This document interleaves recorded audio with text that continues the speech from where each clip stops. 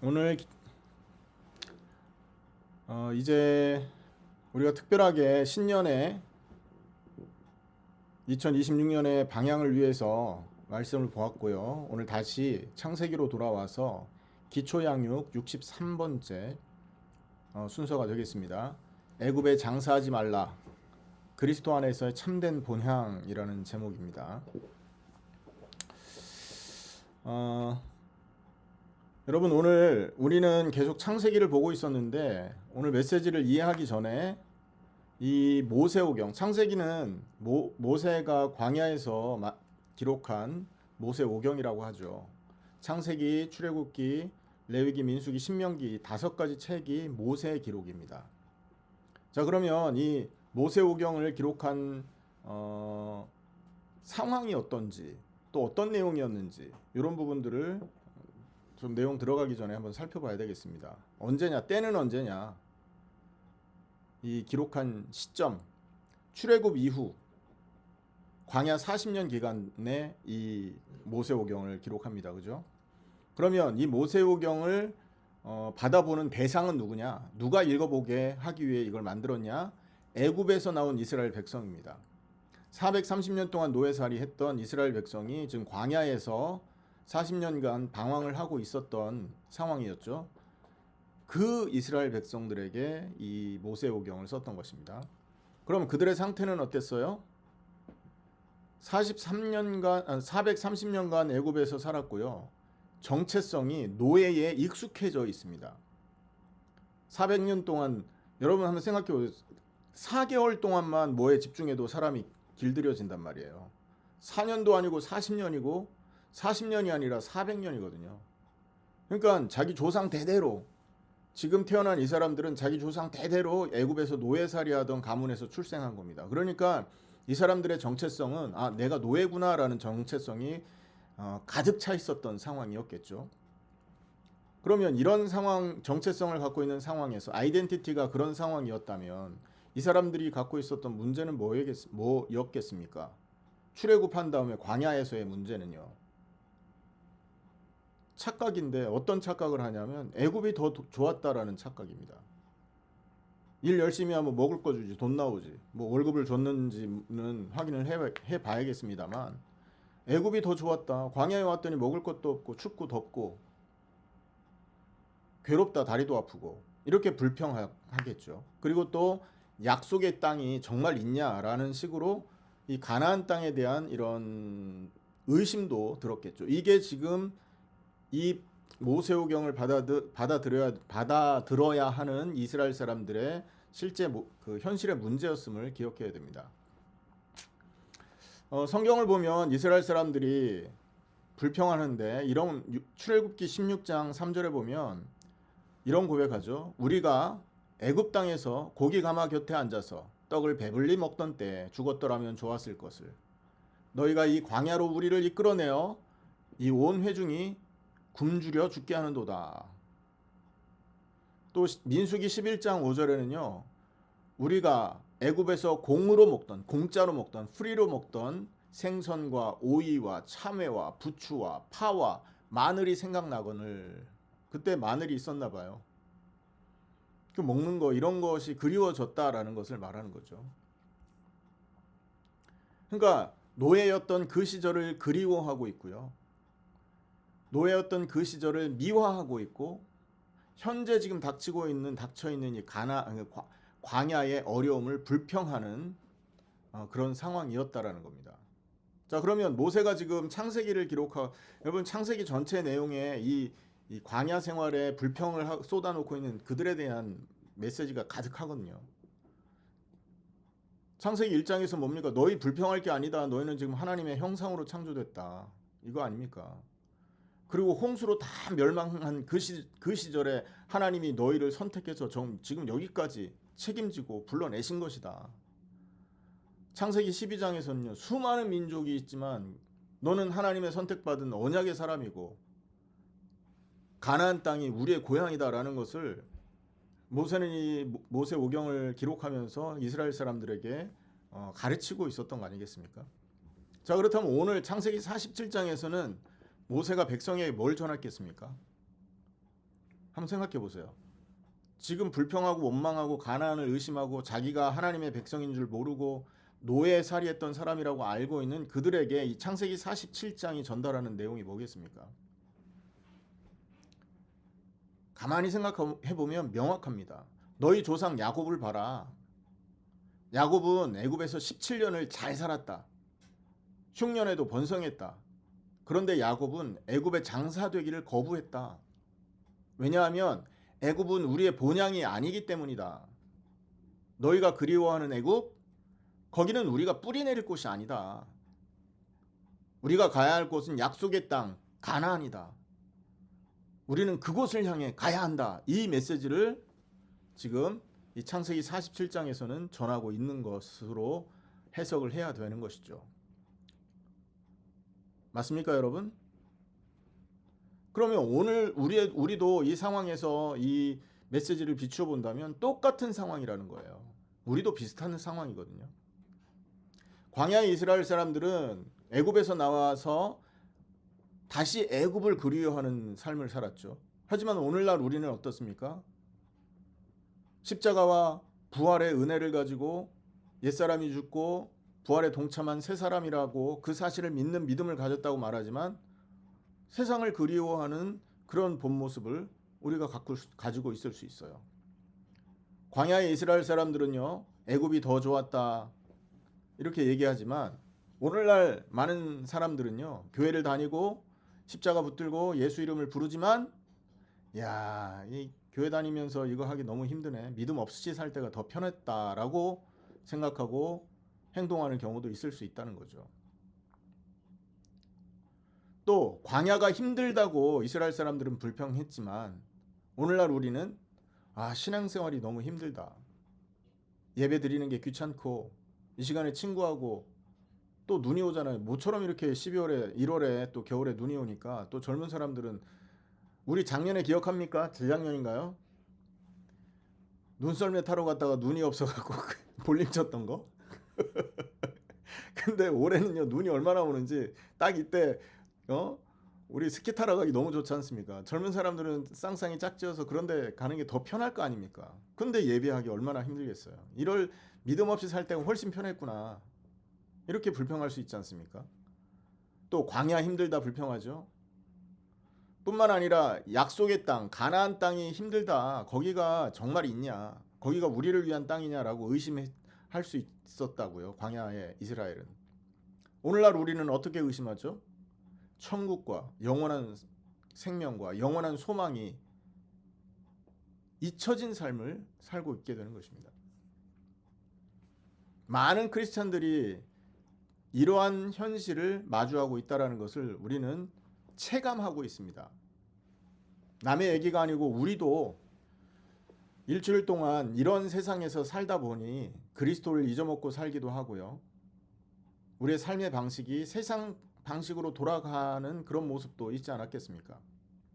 어떨 때는 또 세상이 더 좋고 또 세상의 방식이 훨씬 합리적이다라고 느끼면서 행동할 수도 있지 않았겠습니까?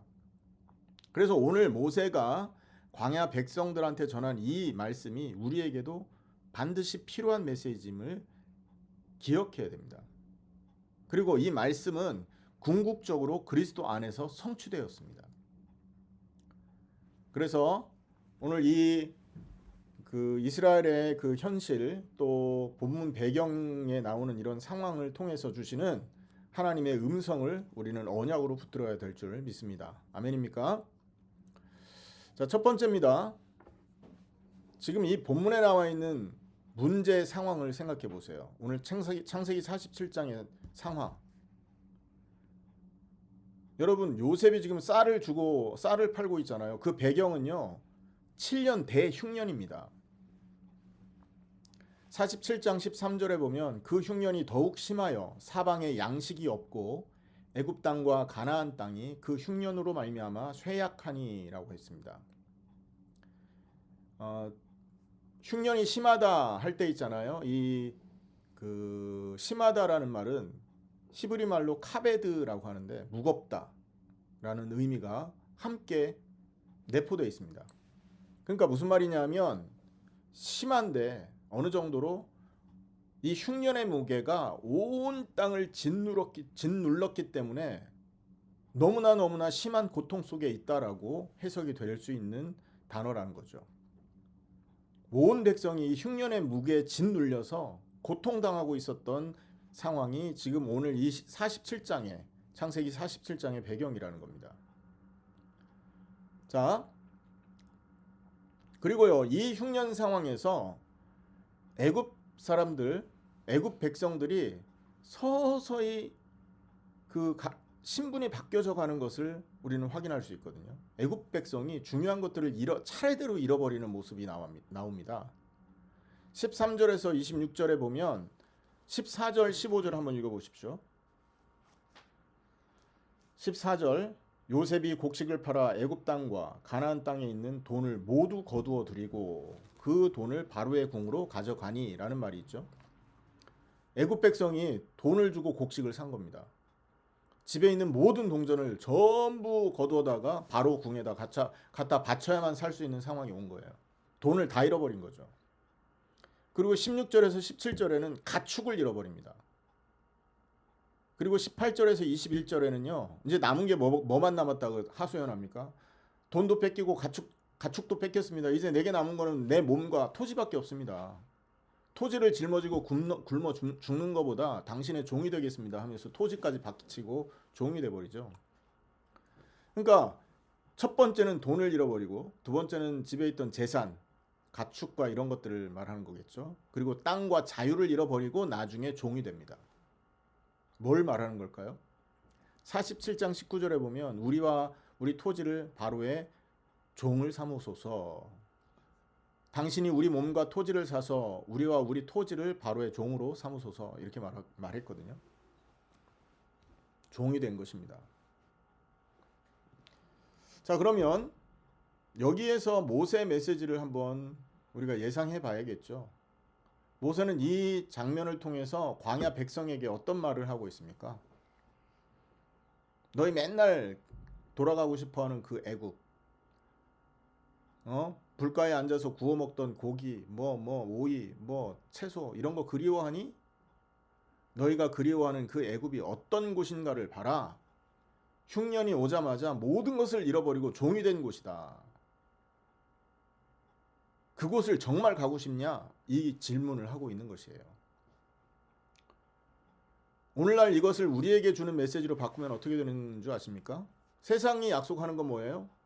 돈이 있으면 행복하다라고 약속하잖아요. 그렇게 가르치지 않습니까? 돈 많은 사람도 많습니다. 그러나 결정적인 순간이 오면 돈을 잃어버릴 때가 온다는 거예요. 돈이 있으면 행복이 아니라는 겁니다. 어떤 상황에 딱 마주치면 돈으로 그 마주친 문제를 해결할 수 없는 상황이 반드시 온다라는 거예요. 이게 지금 현대를 살고 있는 저와 여러분에게 주는 하나님의 메시지임을 기억해야 됩니다. 또 재산이 있으면 안전하다 생각하잖아요. 그래서 주식에도 투자하고 오늘 어떤 영상을 봤는데 경찰이 지난 정부가 너무 싫어가지고 경찰 때려치고 시골에서 산다고 집을 팔고 18억이나 되는 돈을 주식에 다 투자했대요. 근데 한국에 요즘에 주식이 올라가지고요 대박이 났다면서 막 재밌어 하더라고요. 경찰을 그만뒀냐? 아니요, 경찰도 한대요. 그러니까 이런 꿈을 안고 재산을요 여기도 투자하고 저기도 투자하고 막 이런 고민들을 하잖아요. 근데 왜 그럽니까? 재산 있으면 안전하다고 느끼기 때문에 그렇지 않습니까? 그런데 이 재산도 어느 상황에 딱 지금 흉년 같은 이런 상황이 오면요 그 재산을 다 잃어버리게 되어 있습니다. 반드시 한계가 온다는 거죠. 그리고 세상은요 내 힘으로 살 수 있다 말합니다. 하지만 영적으로는 우리가 어떤 상태죠? 마귀의 종된 상태라는 거예요. 결국 우리에게는 세상 사람에게는 하나님을 잃어버린 세상 사람, 하나님이 주신 그리스도의 그 해결책을 갖고 있지 않은 사람들에게는요 결국 이 세상이 약속하는 것들은 전부 휴지 조각에 지나지 않는다라는 것을 얘기하고 있는 것입니다. 세상에는 세상은요, 흉년이 오면 모든 걸 빼앗아갑니다. 그리고 마지막에는 종으로 만들어버리고 결국 우리는 마귀의 종된 상태로 머물러 살다가 멸망당할 수밖에 없는 그런 상태라는 것이죠. 이게 현실을 살고 있는 저와 여러분에게 4,000년 전에 모세가 하나님에게 받은 메시지를 전했는데 이 메시지를 우리의 메시지로 지금 전달받을 수 있어야 되는 것입니다. 자, 그러면 이런 세상에서 우리는 어떤 은혜를 받아야 되겠습니까? 오늘 본문을 한번 보세요. 27절을 한번 읽어보겠습니다. 47장 27절. 같이 읽습니다. 시작. 이스라엘 족속이 애굽 고센 땅에 거주하며 거기서 생업을 얻어 생육하고 번성하였더라. 놀라운 대조가 나오죠. 이스라엘은 애굽 땅 고센 땅에 거주하며 산업을 얻고 생육하며 번성하였더라. 소유를 얻었단 말이고 생육하고 번성했다. 대단한 얘기죠. 같은 흉년이었고 같은 땅이었고 같은 시간대였었는데 그럼에도 불구하고 결과는 180도가 달랐다라는 거예요. 애굽 백성은 모든 것을 잃어버렸지만 야곱의 가족은 산업을 얻었고 애굽 백성은 종이 되고 쇠약해졌지만 야곱 가족은 번성하고 생육했다는 겁니다. 자, 이런 차이가 왜 나타났습니까? 왜 이런 차이가 야곱 가족에게 있을 수밖에 없었냐? 요셉 때문에 그랬던 것입니다. 아멘입니까? 야곱 가족에게는 요셉이 있었습니다. 요셉이 애굽의 총리로서 흉년을 미리 대비했고 그리고 위기에 처한 자기 가족을 애굽으로 불러들여서 보호했기 때문에 그런 거죠. 자, 여기서 중요하게 생각해야 될 거, 오늘의 핵심이거든요. 이 요셉은 누구를 상징합니까? 요셉은 바로 그리스도를 상징하지 않습니까? 그리스도가 자기 백성에게 버림받고 십자가에 달리셨잖아요. 요셉이 자기 형제들에게 버림받았습니다. 예수님이 그리스도가 십자가에서 못 박힌 것처럼 그리고 죽으신 것처럼 애굽에서 죽음과 같은 고난을 당했다고요. 무덤에서 부활하여 그리스도가 높임을 받으셨던 것처럼 요셉이 감옥에서 나와서 백성들에게 높임을 받았다고요. 그리고 그리스도는 만왕의 왕이 되셨던 것처럼 요셉은요, 애굽의 총리가 됩니다. 그 시대의 최고의 권세자가 되는 거죠. 그리고 죄와 사망에서 우리를 그리스도가 구원하셨듯이 요셉은요, 흉년에서 자기 가족을 구원합니다. 그리고 그리스도는 우리에게 생명의 떡인데 요셉은요, 자기 백성들에게, 자기 가족들에게 양식을 공급했습니다. 요한복음 6장 35절이죠. 나는 생명의 떡이니 내게 오는 자는 결코 줄이지 아니할 거다. 이런 말씀이 있었습니다. 여기서 보면 예수님이 나는 생명의 떡이다 그랬죠. 제가 예전에 한번 얘기한 적이 있습니다. 에고 에이미라는 이 헬라어에 쓰이는 이 관용 어법은요, 신적 선언인 것입니다. 내가 하나님이다라는 선언을 할 때 에고 에이미라고 씁니다. 그러니까 세상 사람들이, 그 시대 사람들이 예수님이 했던 이 말을 들으면 이 이단 자식, 저 나쁜 놈, 저게 감히 하나님을 자기를 자칭 하나님이라고 칭하고 있네. 이렇게 오해할 수 있는 표현이었어요. 에고 에이미가. 그러니까 나는 생명의 떡을 주러 온 하나님이다라는 의미가 되는 것입니다. 그래서 요셉이요, 그와 같은 일을 하고 있어요.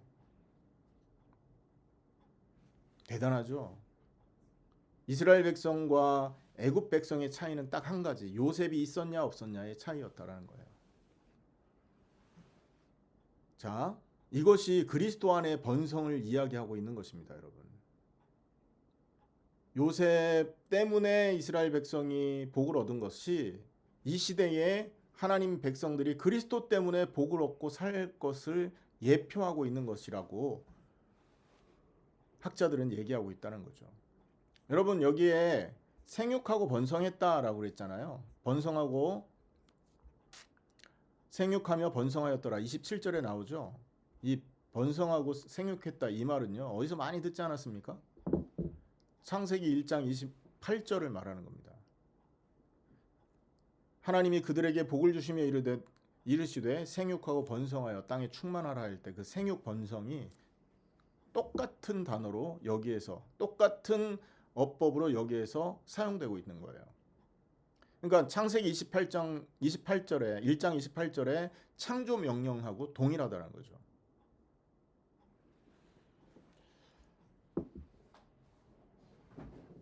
야곱 가족은 흉년 속에서도 창조의 복을 경험했다는 것이에요. 이게 그리스도 안에 사는 사람들의 삶입니다. 빌립보서 4장 19절에 여러분 한번 찾아보겠습니다. 빌립보서 4장 19절입니다. 빌립보서 제가 가지고 있는 성경 324페이지 4장 19절입니다. 같이 읽습니다. 시작. 나의 하나님이 그리스도 예수 안에서 영광 가운데 그 풍성한 대로 너희 모든 쓸 것을 채우시리라. 할렐루야. 이게 그리스도 안에 있는 자들에게 주는 은혜요, 복이라는 거예요. 그리스도 안에 있으면 세상의 흉년에도 하나님이 채우는 겁니다. 육신적으로도 그렇고 영적으로도 그렇고. 우리가 정말 그 흉년이라는 문제 앞에서 하나님의 음성 듣고자 무릎 꿇지 않습니까? 그럼 나를 바꾸시든지 흉년 상황을 바꾸시든지. 나를 바꾼다라는 의미는 뭐예요? 내가 이 흉년 상황에도 구원받은 자구나. 이 흉년 상황에도 하나님의 인도 안에 있는 사람이구나. 이 흉년 상황에도 하나님이 나를 승리의 사람으로 바꾸겠구나. 내가 지금 흉년 때문에 배가 고프고 환경이 어렵지만 이 땅은 나그네 땅이고 내가 갈 곳은 본향 천국이고 의인들을 복 주고 악인들을 심판하실 그리스도의 재림이 얼마 남지 않았다. 이렇게 믿음의 사람으로 우리를 변화시킬 수 있다는 것이죠. 하나님이 채우시는 겁니다. 이 말을 여러분 육신적으로만 해석하면 안 되는 겁니다. 하나님이 채운다라는 거. 나는 하나님이 채울 줄 알았는데 더 배가 고프네? 그럴 수 있거든요. 다니엘이 사자굴 앞에 있을 때 기도했으면 사자굴에 들어가지 않았었어야 되지 않습니까? 근데 사자굴에 처박혔다니까요. 하지만 그곳에서 하나님의 창조의 능력을 체험했죠. 그러니까 우리의 계획대로 응답이 되지 않습니다. 하나님의 뜻과 계획대로 응답이 되는 거예요. 그 뜻이 나를 바꾸는 거라면 언약 4가지 언약으로 나를 변화시키는 것이고 그 뜻이 현장을 바꾸는 것이라면 나의 그 어려운 상황 때문에 현장에 이상한 일이 벌어지게 된다는 거죠. 그게 무엇이든 하나님은 100% 응답하시는 분이라는 거예요. 이게 하나님의 역사라는 걸 우리는 믿고 받아들이면 되는 거고 그게 믿음의 백성들의 자세라는 것을 기억해야 됩니다. 자, 그리스도 그러니까 야곱의 백성은 요셉 때문에 삶이 달랐다라는 게 우리가 기억할 메시지라는 겁니다. 그리고 또 하나 생각해야 될 거. 이 마지막 부분에 야곱의 유언을 통해서 우리가 알 수 있거든요. 47장 29절 30절에 보면 내가 조상들과 함께 눕거든 죽을 때 말하는 거죠. 조상들과 함께 눕는 것은요. 조상들은 전부 무덤에 있잖아요. 그러니까 죽음을 말하는 겁니다. 너는 나를 애굽 지금 야곱이 17년 동안 지금 애굽에 살고 있잖아요. 그 애굽에서 메어다가 그들의 묘실에 장사하라. 나를 애굽에 장사하지 말라. 이 말을 합니다. 제발 뭐뭐 하지 말아라. 히브리 말로는 알나라고 하는데요. 간절한 부탁을 표현할 때 쓰는 표현입니다. 야곱은 제발 나를 애굽에 묻지 말아라 이렇게 요청을 했죠. 자 그러면 이 애굽의 상황을 그러니까 야곱의 이 말을 했던 상황은 뭐죠? 애굽 땅에서 지금 17년 살았잖아요. 창세기 47장 28절에 보면 에헤이, 네트워크가 끊어졌다. 와이파이 바뀌고 나서 계속 끊어. 이 전화 해봐야겠어요. 솔직히 안 바꿔도 됐어.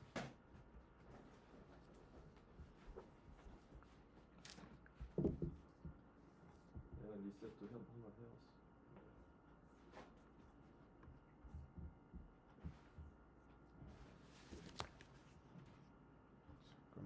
와이파이를 아빠 저걸로 써야 되겠다. 핫스팟으로.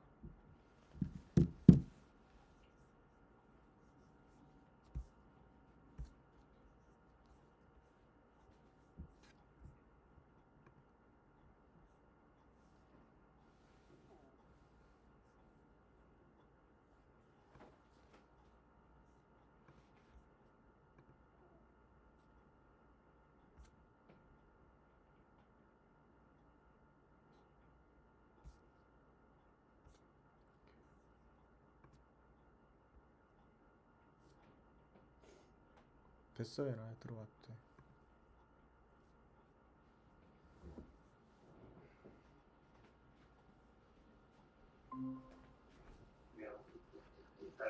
집에 그 인터넷이 잠깐 나갔었습니다.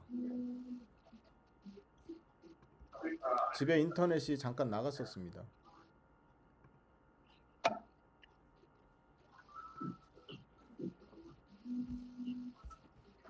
자, 계속 이어서.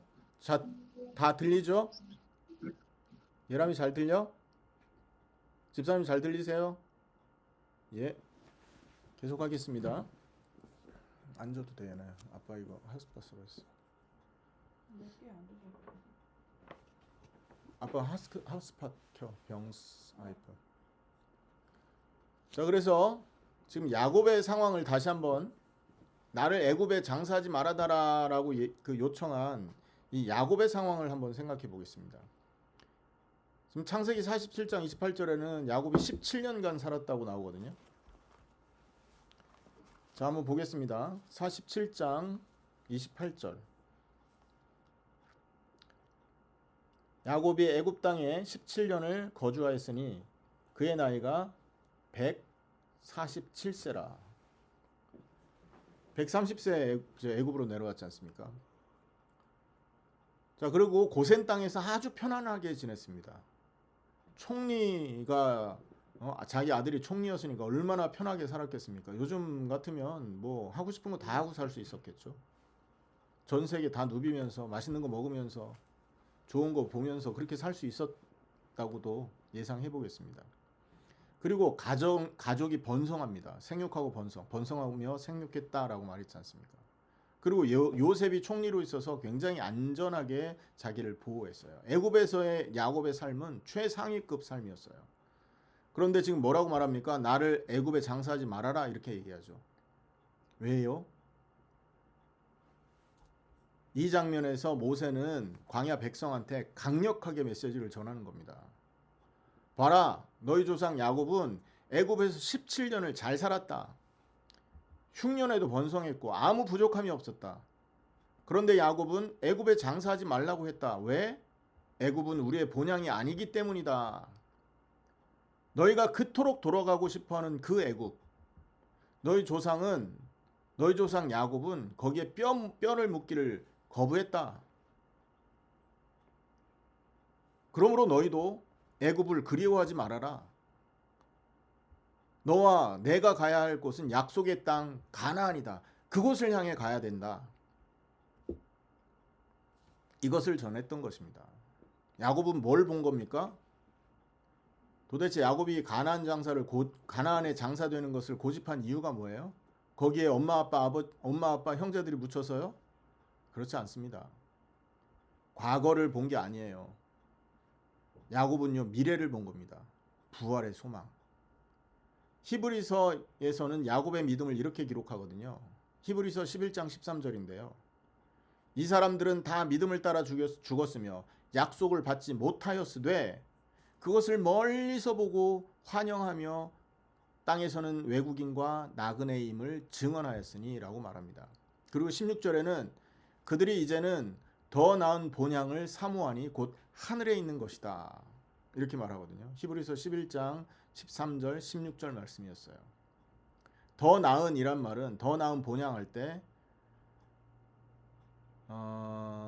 이 더 나은 본향은 뭘 말합니까? 야곱이 사모했다고 생각하는 이 본향, 이게 바로 부활의 소망, 하늘의 본향, 영원한 생명, 그리스도의 그 나타나심을 말하는 겁니다. 미래를 바라봤다라는 것이죠. 그리고 이 부활의 소망이 그리스도 안에서 성취가 되어버린 겁니다. 야곱이 소망했던 그 더 나은 본향이 그리스도의 부활로 열려버린 것이죠. 맞습니까? 요한복음 11장 25절 26절에 내가 부활이요 생명이니 나를 믿는 자는 죽어도 살겠고 무릇 살아서 나를 믿는 자는 영원히 죽지 아니하리라. 그리스도가 정말로 부활하셨기 때문에 우리에게는요 영원한 본향이 열린 것입니다. 왜 그러냐? 고린도전서 15장 20절이죠. 고린도전서 15장 20절.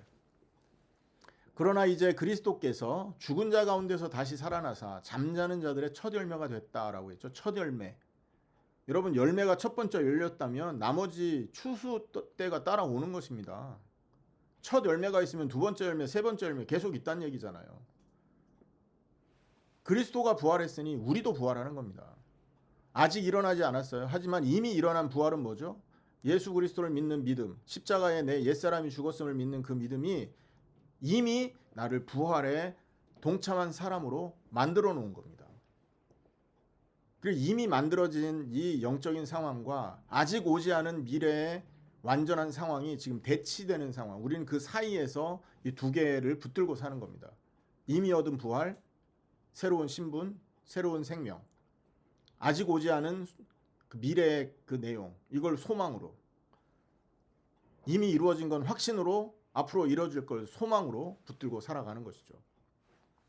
이것이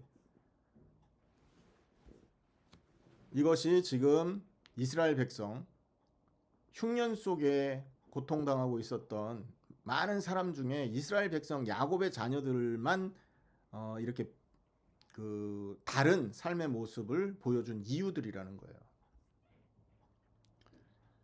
자, 오늘 우리에게 주는 이 본문을 통해 우리에게 주는 메시지는 명확합니다. 그래서 뭐냐? 세상을 그리워하는 우리에게 세상을 그리워하지 말아라라는 얘기예요. 광야 백성은 애굽으로 돌아가고 싶어 했잖아요. 롯의 아내가 멸망하고 있는 그 소돔 고모라 땅을 바라보고 소금 기둥이 됐지 않습니까? 그 롯의 아내처럼 우리가 과거를 바라보면서 애굽으로 돌아가고 싶어하는 모습을 갖고 있는데 그런 우리에게 그리스도 없는 삶으로 돌아가지 말아라 라는 얘기를 하고 있는 겁니다.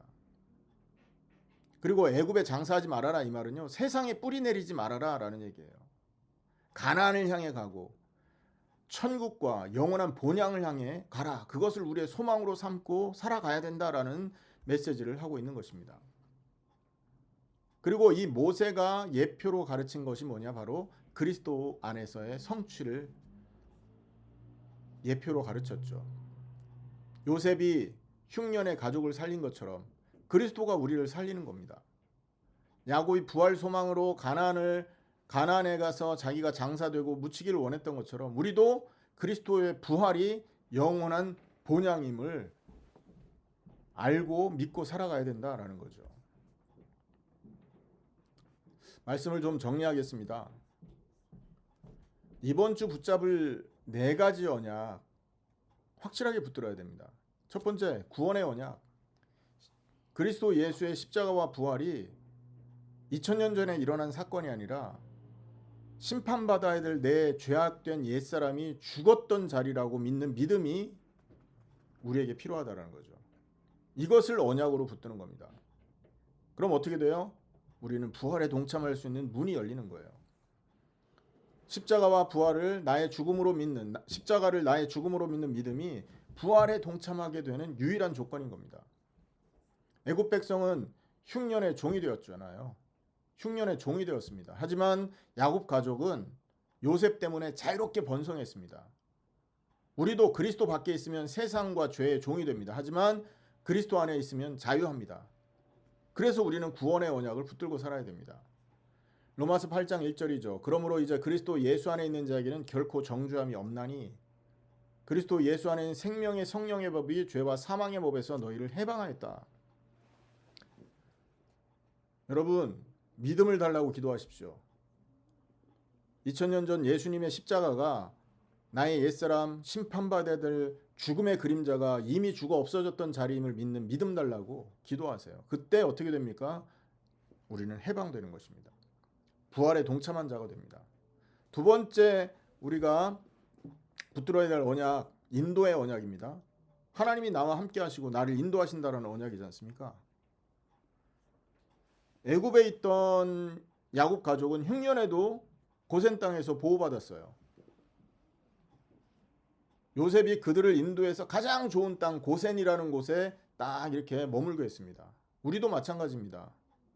어떤 어려움을 만나든지 그리스도가 함께한다라는 이 언약, 어떤 절망적인 상황이 올지라도 나는 부활에 동참한 자다. 나는 죽어 없어졌고 내 인생을 그리스도께서 대신 살아가고 계시는 사람이다.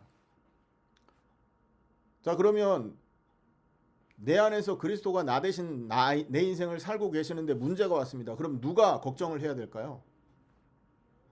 내가 걱정해야 됩니까? 그리스도가 걱정해야 됩니까?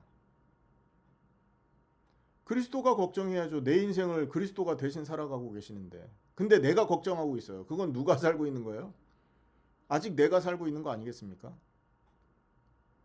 그래서 그리스도가 어떤 어려움이든지 해결할 능력이 있음을 믿고 그분이 함께 하시고 그분이 인도하신다라는 언약을 굳게 잡으세요. 문제 앞에서 이 언약을 묵상하지 않습니까? 문제를 해석할 수 있는 또 다른 문이 열릴 겁니다. 아, 이 문제는 이것 때문에 생겼구나라는 또 다른 문이 열릴 거라고요. 그 열린 문으로 향해서 기도하세요. 그게 바로 하나님이 하실 일이 하나님이 앞으로 하실 일에 대한 대답인 것입니다. 그래서 이번 주 기억할 것, 그리스도가 나와 함께 하신다. 나 혼자 아니다. 그리스도가 내 삶을 인도하고 계신다. 지금 내가 당하는 이 사건 그리스도께서 알고 계신다. 근데 허락했다. 왜 이 상황을 허락했습니까? 하고 물어야죠. 기도하셔야죠. 이게 언약 잡은 자의 모습이거든요. 그리고 세 번째 잡아야 될 게 뭐예요? 승리의 언약인데 이스라엘 백성 보세요. 요셉이 함께하니까 흉년이 와도 번성했지 않습니까? 생육하고 번성했습니다. 히브리 말로 와이프루라고 합니다. 세상은 무너졌지만 이스라엘 야곱의 백성들은 오히려 번성했다는 거죠. 그럼 우리도 마찬가지인 거예요. 요셉을 그림자잖아요. 그리스도의 그림자가 요셉. 그림자 붙들고도 이렇게 번성했는데 실체이신 그리스도를 붙들었다면 번성하겠습니까? 안 하겠습니까? 번성 안 하는 게 기적인 겁니다. 로마서 8장 37절 우리가 이 모든 일에 우리를 사랑하시는 이로 말미암아 넉넉히 이기느니라 그랬어요. 여기서 넉넉히라는 말은요. 휘페르니코멘이라고 하는데 압도적으로 승리하다. 초월적으로 이기다라는 뜻입니다. 그러니까 그리스도 안에서 나는 흉년에도 번성하고 모든 거에 넉넉히 이긴다. 이게 하나님이 모세 통해서 이스라엘 백성에게 주신 메시지요. 오늘 뉴저지 마라나타 뉴저지 교회에 있는 저와 여러분에게 주시는 메시지라는 거예요. 하나님의 음성으로 들으시길 축원합니다. 마지막 네 번째 언약은 이 세상은 우리가 영원히 살 땅이 아니다. 더 나은 본향, 하늘 본향이 기다리고 있으니 우리는 그곳을 사모하며 하루하루 살아야 된다. 이 세상에서 우리가 잘 살아도 이 세상은 내 본향이 아니다. 히브리서 11장 16절 기억하세요. 그들이 더 나은 본향을 사모했다. 곧 하늘에 있는 것이다. 우리의 이 살고 있는 이 땅은요, 나그네 세상입니다. 제가 요즘에 호텔 생활을 좀 하잖아요. 호텔이 아무리 화려해도 소용없어요. 하루 지나면 나와야 돼. 짐 싸서 나와야 되고 또 그 다음날 또 들어가면 또 새로 와. 적응하면 나와야 돼요. 우리 인생이 그렇습니다. 적응할 만하면 가야 뒤로 하고 가야 되는 곳이 이 세상이라니까요. 그러니까 지혜로운 사람은 앞으로 영원히 있을 우리의 본향, 하늘, 천국, 하나님의 나라 이것을 소망하고 사는 사람들이라는 것이죠. 한 문장으로 요약해 보겠습니다. 모세가 광야의 백성에게 애굽을 그리워하지 말라, 약속의 땅으로 가라 외친 것처럼 오늘 우리에게도 하나님은 말씀하십니다. 우리가 그리스도 안에서 구원받았고 그리스도가 함께 하시며 흉년에도 승리하고 영원한 본향을 향해 간다. 여러분, 어떤 절망적인 상황이 올지라도 이 네 가지 언약을 붙들고 상황에 맞서세요. 그러면 그 상황에 하나님이 준비하신 크고 은밀한 응답들을 발견하게 될 겁니다. 그 응답을 향해 간절히 기도할 때 하나님은 저와 여러분을 통해서 큰 하나님의 뜻을 이루게 될 것입니다. 꼭 응답 받으시고 승리하는 여러분 되기를 예수님의 이름으로 축원합니다. 기도하겠습니다. 하나님 아버지, 참으로 감사합니다. 모세가 광야에서 백성들에게 애굽을 그리워하지 말라고 외친 것처럼 우리에게도 오늘 말씀하시는 줄 믿습니다. 모든 절망 상황 가운데 우리는 십자가에 함께 죽은 사실을 믿는 구원의 사람들이요, 또 부활에 동참하여서 하나님이 그리스도와 함께 우리의 인생 속에 함께 하시며 우리를 인도하시고 계시고 우리는 하나님의 인도를 받는 하나님의 백성들이며 모든 상황에서 우리는 죽고 없어졌기에 그리스도가 우리의 상황을 위해서 우리의 어려움을 향해서 싸우고 계시는 사실을 믿는 한 주간 되게 하여 주옵소서. 또 이 땅에서 어떤 상황이 올지라도 영원한 것이 아니고 지나가는 것이며 우리가 영원히 붙들어야 될 응답이 아니요 버리고 천국을 소망하며 천국을 향해서 가야 되는 그런 인생들임을 기억하는 인생이 되도록 축복하여 주옵소서. 한 주간 하나님의 말씀을 붙들고 이 네 가지 언약 안에서 승리하는 우리 되도록 축복하여 주옵소서. 감사드리며 예수 그리스도 이름으로 기도하옵나이다. 아멘.